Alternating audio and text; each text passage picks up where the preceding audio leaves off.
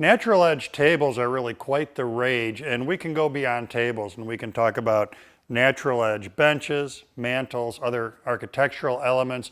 And what is it we mean when we start talking about natural edge? The pieces I've got here are a great example. This is a maple burl. And what we're looking at here is the outside of the tree. We're actually looking at the natural edge. It's very literal. What we're going to do here over a 3-part video series is we're going to take you through working with these slabs and turning them into our very own natural edge tables and give you some tips along the way. Now, what's the deal with this material? Like I said, what we've got here are pieces of matched maple burl, but don't just stop at maple burl. There are many, many different species of wood, burls, slabs. There is a huge variety of materials like this that you can get, provided you find the right supplier. One of the things that can happen is that the pieces, as they're cut from a log, can be tracked so that we get this kind of a book match. In other words, we can get 2 pieces that when we open them up, we get mirror images to our grain. Again, the right supplier can provide that kind of natural edge material for you. Now, what are some of our considerations as we work with this? Well, what we'll be doing is taking our 2 halves here and bringing them together to make a single tabletop. And then I'm going to want to clean this up. They're not too bad right now from the supplier, but I'm going to want to do some sanding, make sure everything is nice and flat.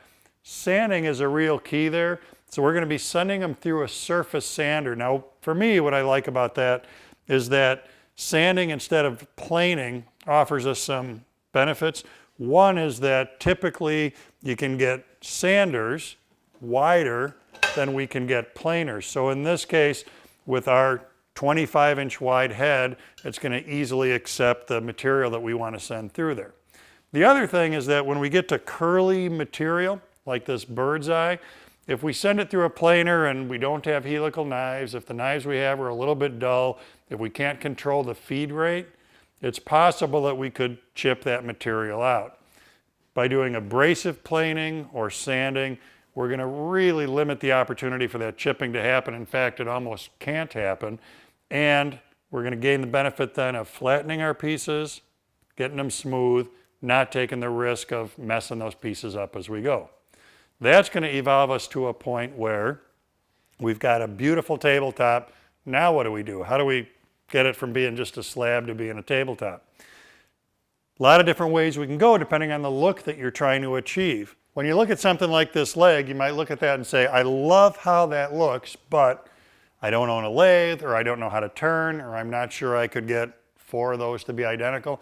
Well, a cool thing to know about is that there are companies that provide components like this in a variety of shapes and a variety of species so that we can match this up to the project. So we've got some examples here. There's a pine turn leg. Let me pull another one up off the floor here. Look at that beautiful leg. And of course, the guarantee with babies like this is that every one of them is going to be exactly alike. In the case of our project, we'll see more when we get it put together, but I'm pretty sure we're going to go with the look of these black hairpin legs from that same supplier.